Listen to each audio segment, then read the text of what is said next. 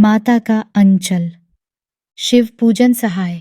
जहाँ लड डेचको का संग तहाँ बाजे मृदंगी हैत। जहाँ बुड्ढों का संग तहाँ खर्चे का तंग।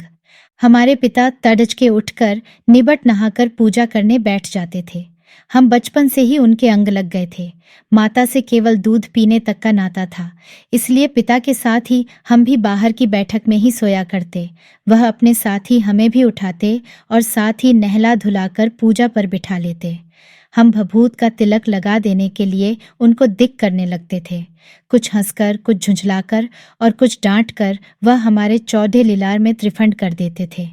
हमारे लीलार में भभूत खूब खुलती थी। सिर में लंबी लंबी जटाएं थीं। भभूत रमाने से हम खासे बम भोला बन जाते थे। पिताजी हमें बड्ढे प्यार से भोलानाथ कहकर फकारा करते, पर असल में हमारा नाम था तारकेश्वर नाथ। हम भी उनको बाबूजी कहकर फकारा करते और माता को टमिया। जब बाबूजी रामायण का पाठ करते तब हम उनकी बगल में बैठे बैठे आईने में अपना मुंह निहारा करते थे। जब वह हमारी ओर देखते तब हम कुछ लजाकर और मुस्कुराकर आईना नीचे रख देते थे। वह भी मुस्कुरा पड़ी रहते थे। पूजा पाठ कर चुकने के बाद वह राम राम लिखने लगते। अपनी एक टरामनामा बही पर 1000 राम नाम लिखकर वह उसे पाठ करने की पोथी के साथ बांधकर रख देते।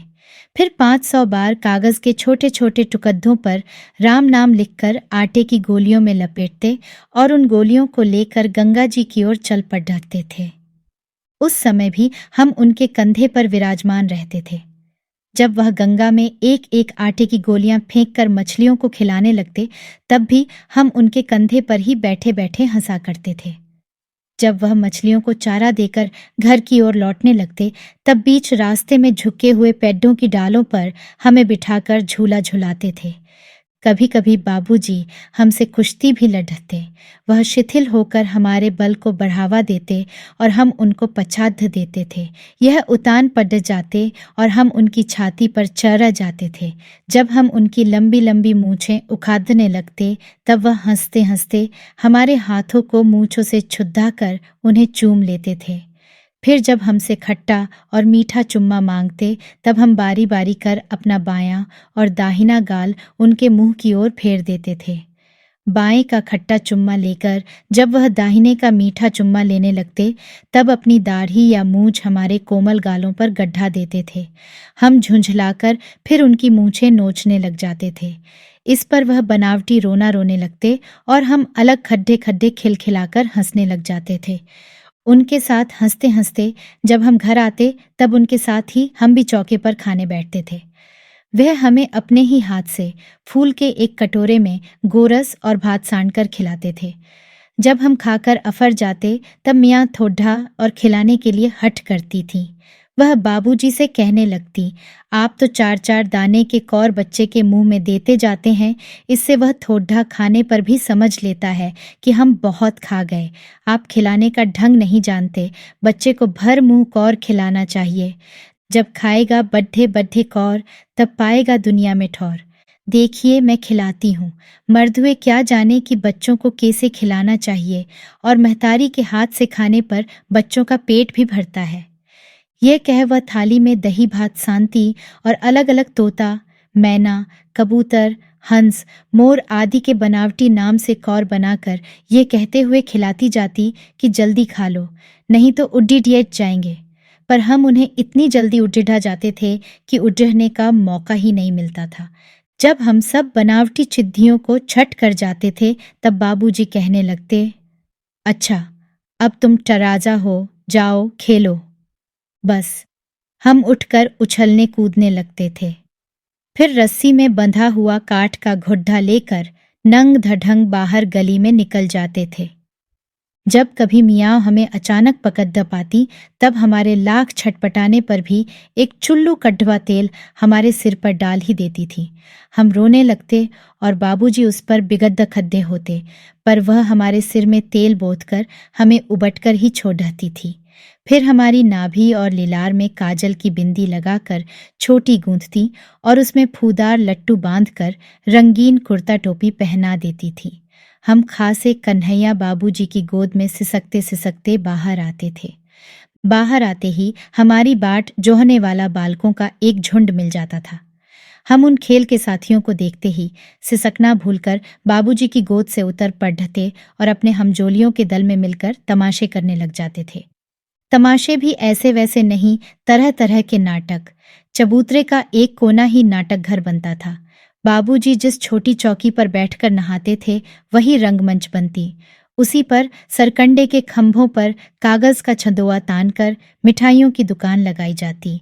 उसमें चिलम के खोंचे पर कपड्ढे के थालों में ढेले के लूं, पत्तों की पूरी कचौरियां, गीली मिट्टी की जलेबियां, फूटे गड्ढे के टुकद्दों के बताशे आदि मिठाइयां सजाई जाती।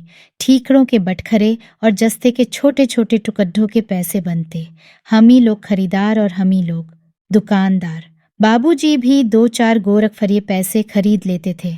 थोड़ी देर में मिठाई की दुकान बढ़ाकर हम लोग घरौंदा बनाते थे।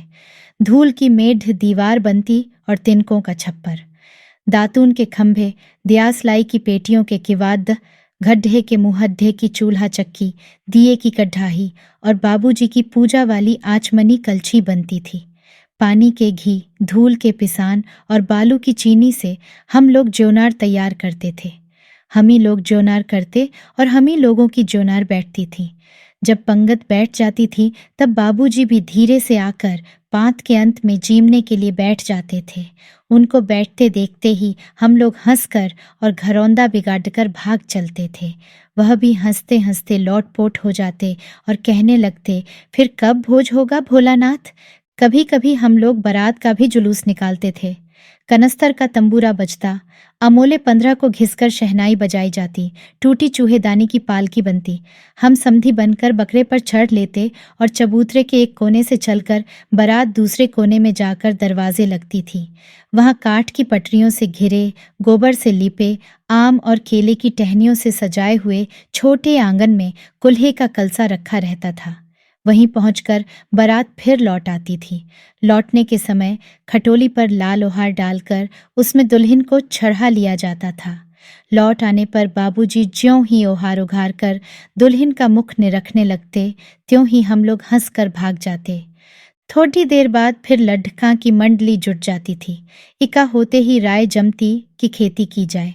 बस चबूतरे के छोर पर गिरनी गड्ढ जाती और उसके नीचे की गली कुआं बन जाती थी। मुंह की बटी हुई पतली रस्सी में एक चुक्कद बांध ग्रादी पर चढ़ाकर लटका दिया जाता और 2 लड्ढ के बैल बनकर टमोट खींचने लग जाते। चबूतरा खेत बनता, कंकद्द बीज और ठेंगा हल जुआठा। बद्धी मेहनत से खेत जोते बोए और पटाए जाते। फसल तैयार होते देर न लगती और हम हाथों हाथ फसल काट लेते थे। काटते समय गाते थे, ऊंच नीच में बई कियारी जो उपजी 100 भई हमारी। फसल को एक जगह रखकर उसे पैरों से रौंद डालते थे। कसोरे का सूप बनाकर ओसाते और मिट्टी के दिए के तराजू पर तौलकर राशि तैयार कर देते थे। इसी बीच बाबूजी आकर पूछ बैठते थे, इस साल की खेती कैसी रही भोलानाथ। बस फिर क्या, हम लोग ज्यों का त्यों खेत खलिहान छोड़कर हंसते हुए भाग जाते थे। कैसी मौज की खेती थी। ऐसे ऐसे नाटक हम लोग बराबर खेला करते थे। बटोही भी कुछ देर ठिठक कर हम लोगों के तमाशे देख लेते थे।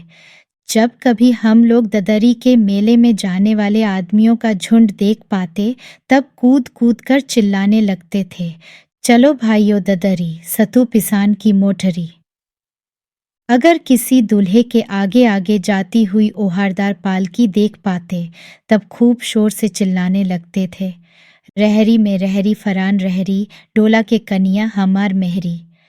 इसी पर एक बार बूढ़े वर ने हम लोगों को बड़ी दूर तक खदेड़कर ढेलों से मारा था। उस खसूट खब्बीस की सूरत आज तक हमें याद है। न जाने किस ससुर ने वैसा जमाई ढूंढ निकाला था। वैसा घुड्ड मुंहा आदमी हमने कभी नहीं देखा। आम की फसल में कभी कभी खूब आंधी आती है। आंधी के कुछ दूर निकल जाने पर हम लोग बाग की ओर दौड़ पड़ते थे।